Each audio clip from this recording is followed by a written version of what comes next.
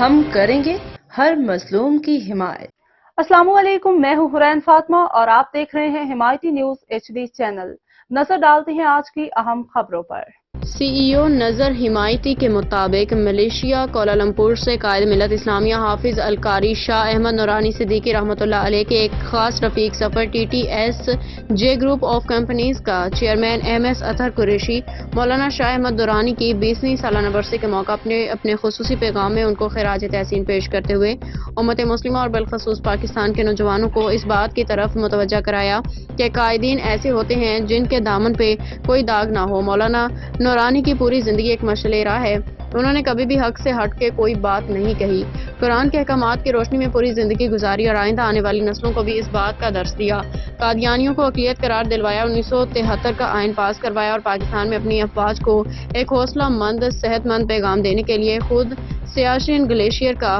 دورہ کارگل جنگ کے دوران کیا۔ جماعت اہل سنت، ملی یکجہتی کونسل، متحدہ مجلس عمل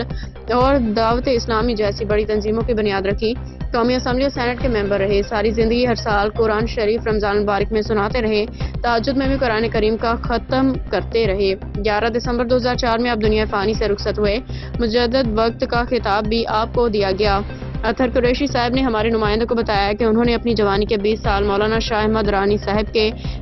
ساتھ گزارے، انہیں کہیں بھی کسی بھی جگہ جھکا ہوا اور سودے بازی کرتا ہوا نہیں پایا۔ مولانا شاہ احمد رانی جیسی شخصیت صدیوں میں کہیں جا کے پیدا ہوتی ہے۔ اعوذ باللہ من الشیطان الرجیم، بسم اللہ الرحمن الرحیم، ورفعنا لک ذکرک، صدق اللہ العظیم۔ ناظرین، آج 11 دسمبر 2024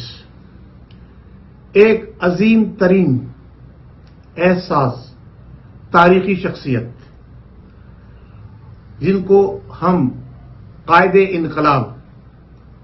حافظ القاری شاہ احمد نورانی صدیقی رحمۃ اللہ علیہ کے نام سے پہچانتے ہیں۔ رب